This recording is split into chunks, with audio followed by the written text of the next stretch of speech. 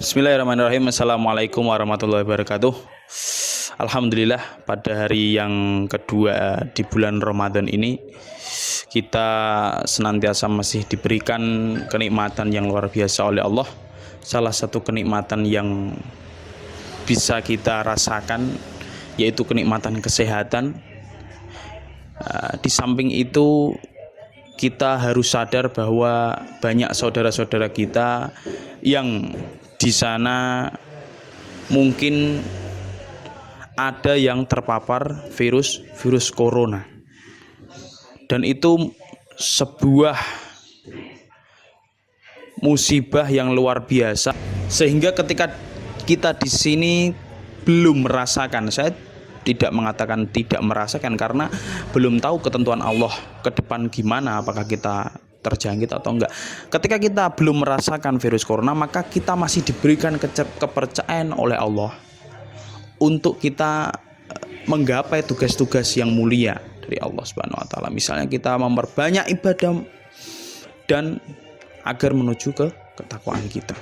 Karena sebagai rasa syukur kita kepada Allah Subhanahu wa taala. Kita sebagai hambanya hanya diperintahkan untuk bersyukur. Karena kita telah diberikan nikmat yang banyak, sehingga nikmat tersebut apabila kita hitung tidak akan bisa kita hitung. Maka kita sebagai hambanya hanya ditugaskan untuk bersyukur saja. Bersyukur, kemudian insya Allah akan dilimpah gandakan nikmat-nikmat kita. Maka bersyukurlah apabila kita dalam keadaan sekarang belum diberikan atau belum terjangkiti virus corona di tubuh kita. Itu suatu kenikmatan yang luar biasa, dan di lain bersyukur kita harus juga mendoakan, karena itu saudara-saudara kita, baik itu yang beriman maupun tidak beriman, kita doakan. Minimal ketika kita mendoakan orang yang beriman, mungkin nanti Allah tunjukkan hidayah lewat doa kita.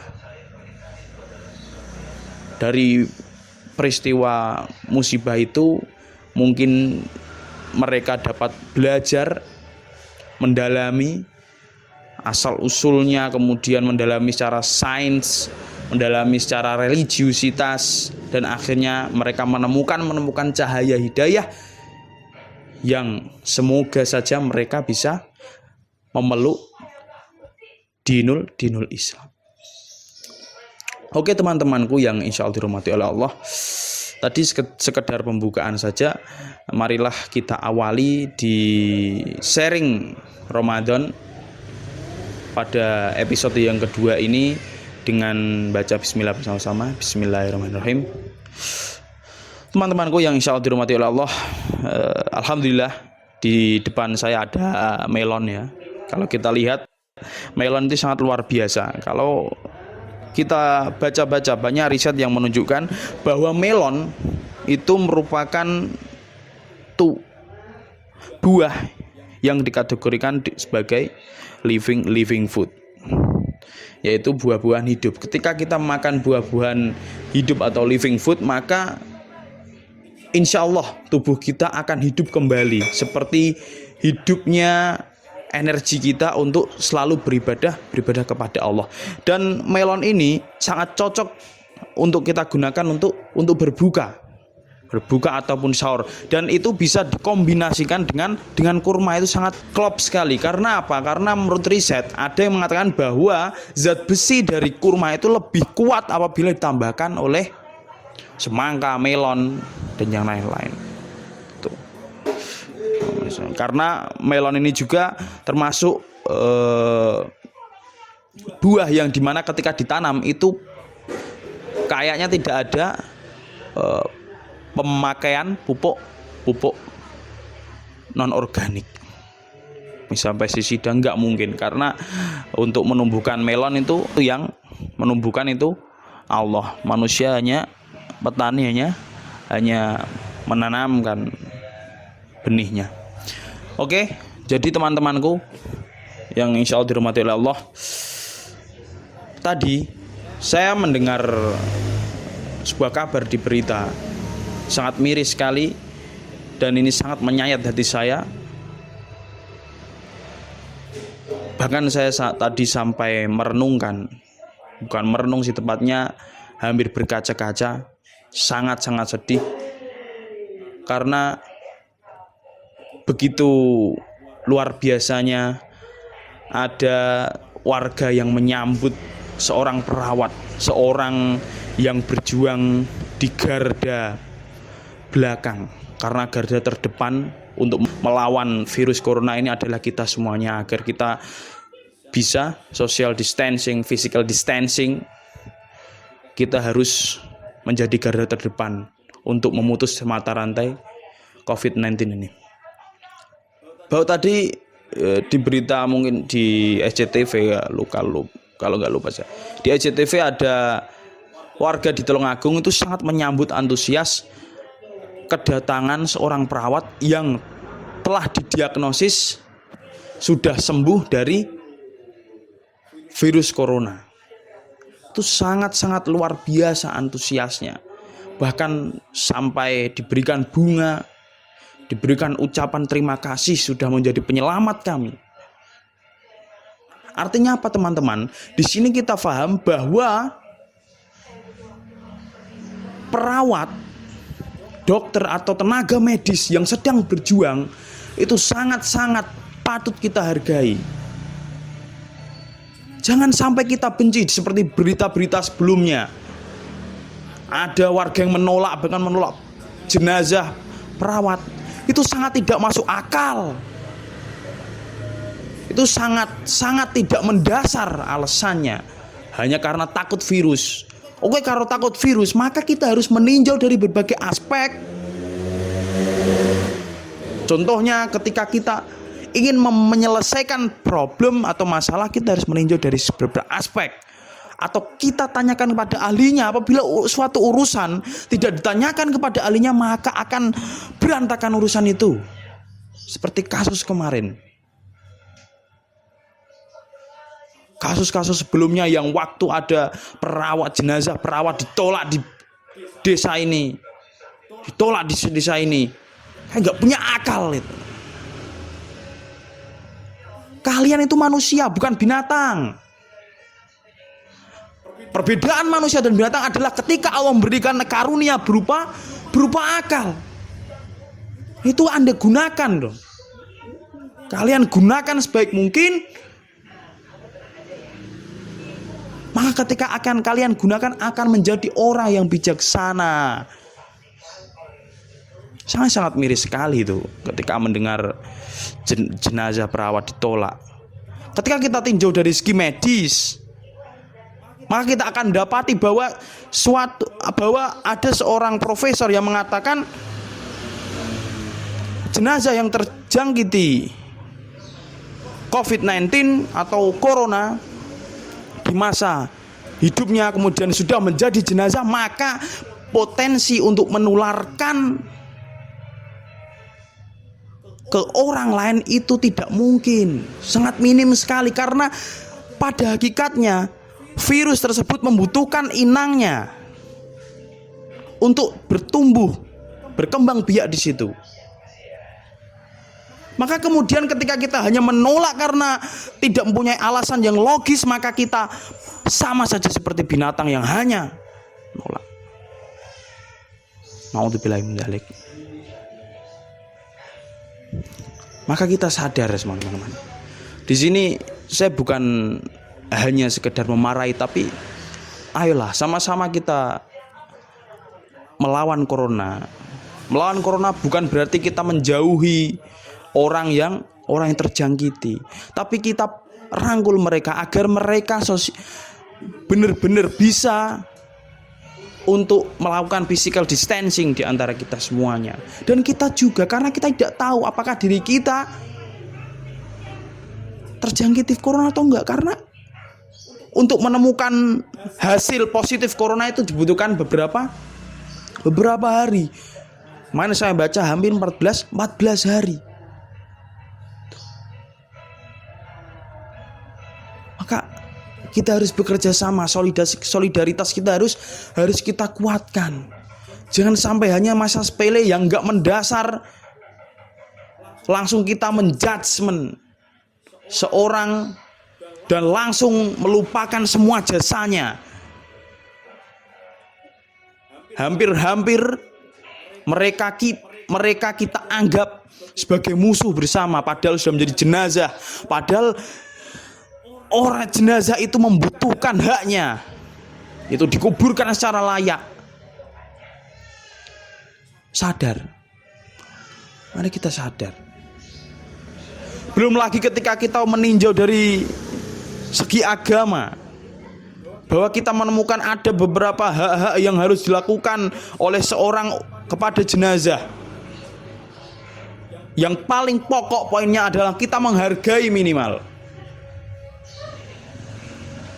Ketika kita sudah menghargai, maka kita sudah berarti menciptakan suatu momen penghargaan di sesi-sesi terakhir terhadap jenazah tersebut. Mari teman-teman kita sadar, kita belajar. Dalam kasus ini kita juga mendapatkan hikmah bahwa ketika ada suatu masalah, maka yang pertama kita serahkan pada ahlinya. Kemudian yang kedua, maka kita harus saling bersama-sama belajar.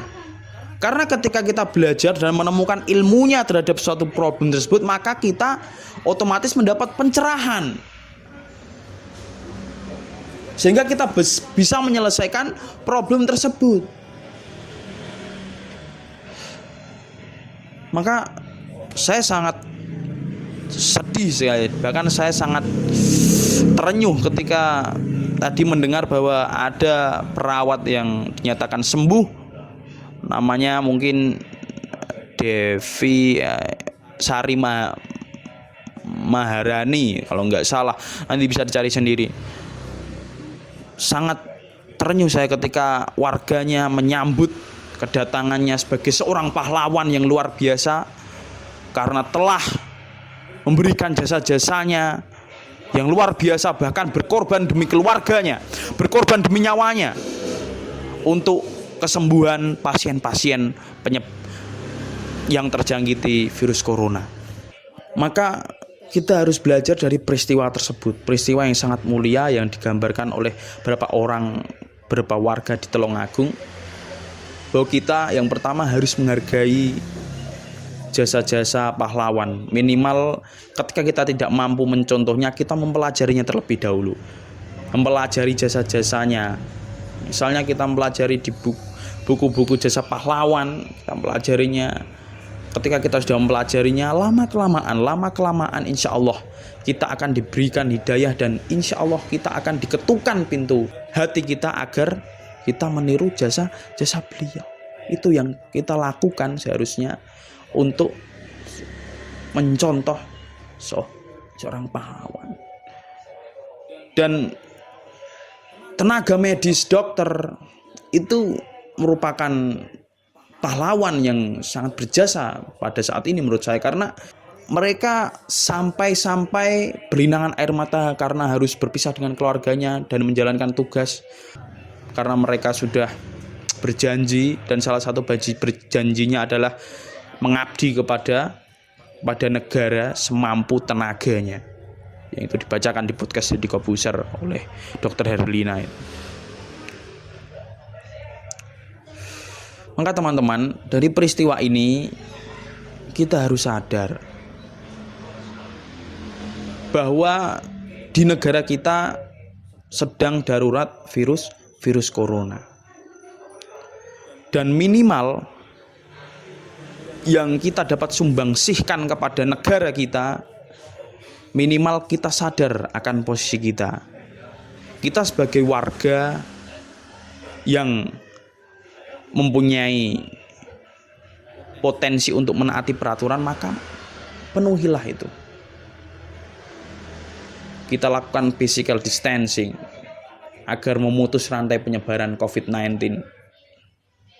Kita lakukan yang lain yang dianjurkan pemerintah, cuci tangan, karena kita mampu untuk itu, dan itu sesuai kapasitas kita sebagai warga. sadar, teman-teman. Kemudian kita mempunyai kapasitas dan mempunyai kenikmatan agar kita saling mendoakan. Doakanlah mereka-mereka di sana yang berjuang melawan corona, baik yang terjangkiti maupun dokter-dokter tenaga medis sana yang melakukan perjuangan mereka dengan cara mengobati dengan maksimal pasien-pasiennya. Doakan. Minimal ketika doa kita bersama-sama bersatu, dan insya Allah semoga doa kita akan tembus ke langit dan diijabah oleh Allah sehingga semua warga Indonesia diberikan keberkahan, diberikan kesembuhan dan terbebas dari virus corona.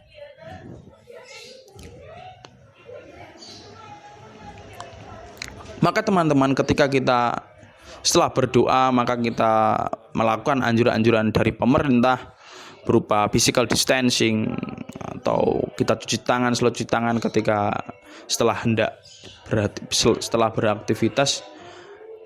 Maka insya Allah ketika kita melakukan dengan ikhlas dan penuh kesadaran, insya Allah kita akan terbebas dari virus corona. Lalu kemudian dari virus ini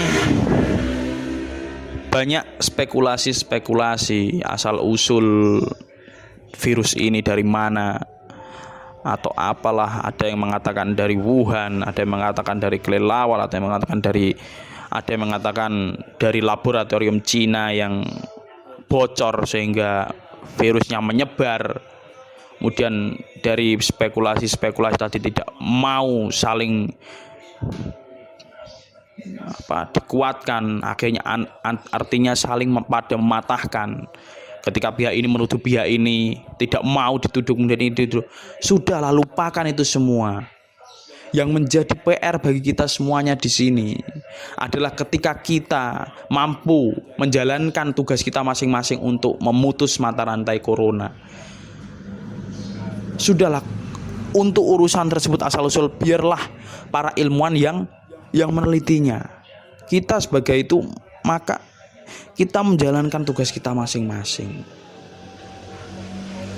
Dan yang terpenting itu pada saat ini bukan kita berdebat untuk ini.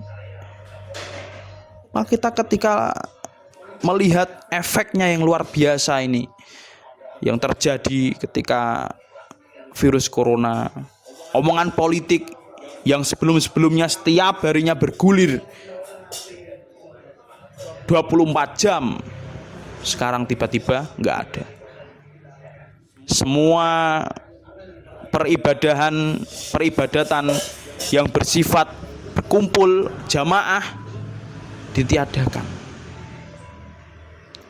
Kita merenung, apakah ini bentuk teguran dari Allah?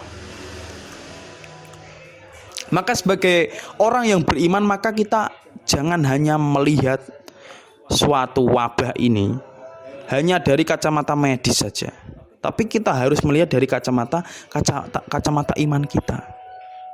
Apakah wabah ini terjadi hanya begitu sengaja saja, ataukah ini ada hikmah di balik wabah ini sehingga Allah menegur kita lewat wabah ini?